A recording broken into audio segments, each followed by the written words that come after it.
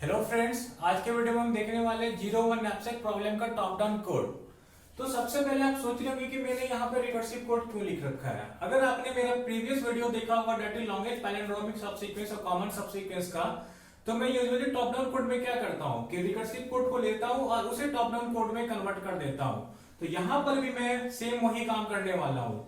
लेकिन अगर आपको एक चीज और याद होगा तो टॉप डाउन कोड लिखने से पहले हमें ये फिगर आउट करना जरूरी होता है कि हमारा टेबल का डायमेंशन क्या होगा। और टेबल का डायमेंशन के लिए हम क्या करते हैं, यूज करते हैं रिकर्सन ट्री का।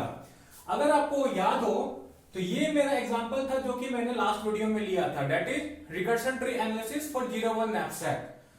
तो वहां पे ये हमारा एग्जांपल था जिसमें तीन ऑब्जेक्ट था और कैपेसिटी हमारा 3 था, और इन तीनों ऑब्जेक्ट का वेट था 1 kg 1 kg 1 kg और प्राइस था 231, that is profit associated with these objects।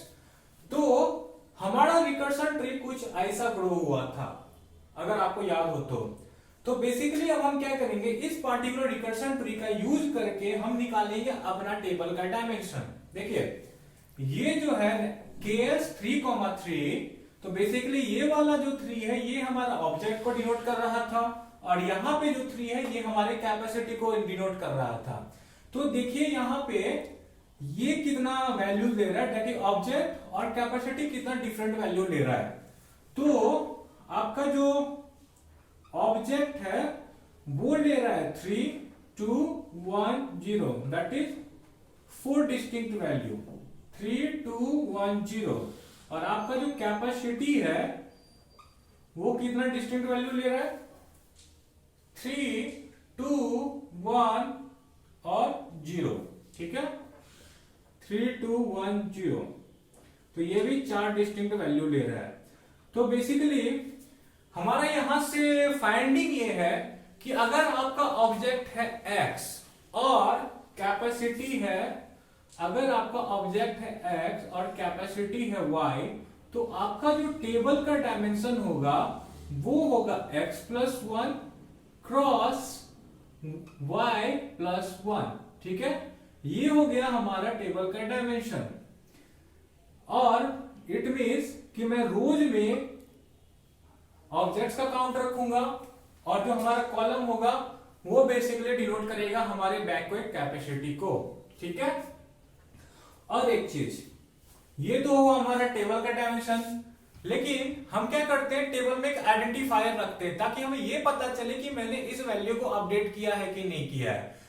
ये ऐसा इसलिए करते हैं क्योंकि अगर मैंने उस वैल्यू को अपडेट किया हुआ है तो हम उसे वापस कैलकुलेट ना करें, जो कि हम रिकर्सिव वाले फंक्शन में करते हैं, जो कि आप यहाँ पे देख रहे होंगे।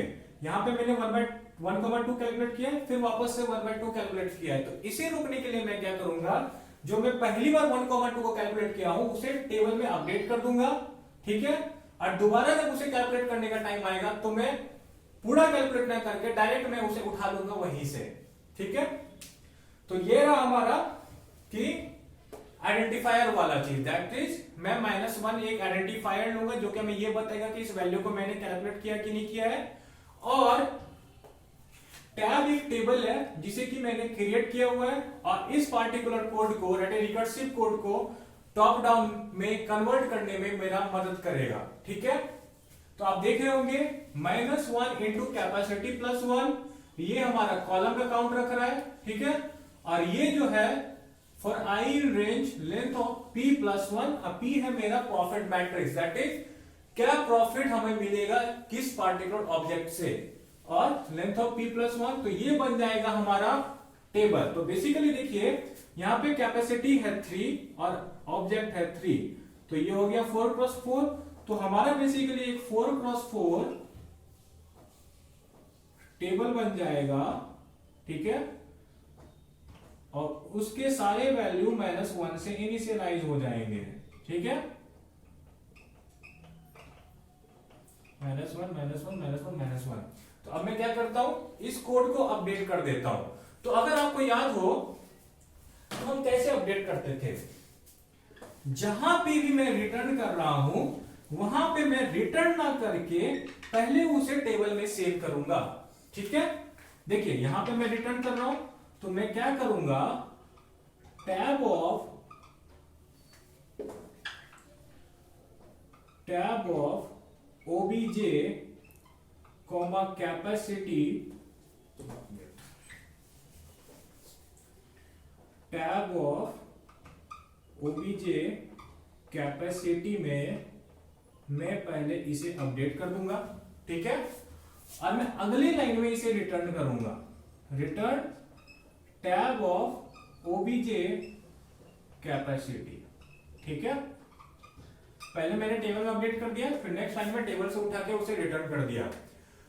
यहां पे भी देखिए मैं रिटर्न कर रहा हूं। इस रिटर्न को पहले मैं क्या करूंगा, पहले सेव करूंगा, यहां पे भी tab of O B J और ये रहा हमारा कैपेसिटी, ठीक है। पहले इसे मैंने टेबल में सेव किया और नेक्स्ट लाइन में मैं क्या करूंगा, रिटर्न कर दूंगा tab of O B J capacity. That is पहले मैं टेबल में अपडेट कर रहा हूं और फिर अगले लाइन में मैं रिटर्न कर रहा हूं। फिर मैं क्या करूंगा, यहां पे भी एक रिटर्न 0 हो रहा है, ठीक है।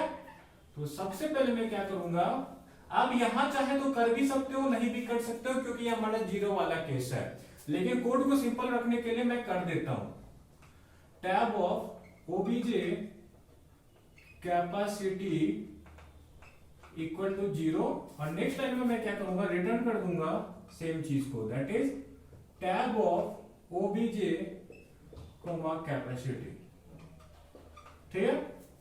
ये तो हो गया, सारे रिटर्न को मैंने अपडेट कर दिया। लेकिन सबसे इंपॉर्टेंट चीज मेरा क्या है कि मैं टेबल में चेक करूंगा कि मैंने इस वैल्यू को अपडेट किया है कि नहीं किया, और वो मैं कैसे करूंगा, चेक करूंगा if tab of OBJ capacity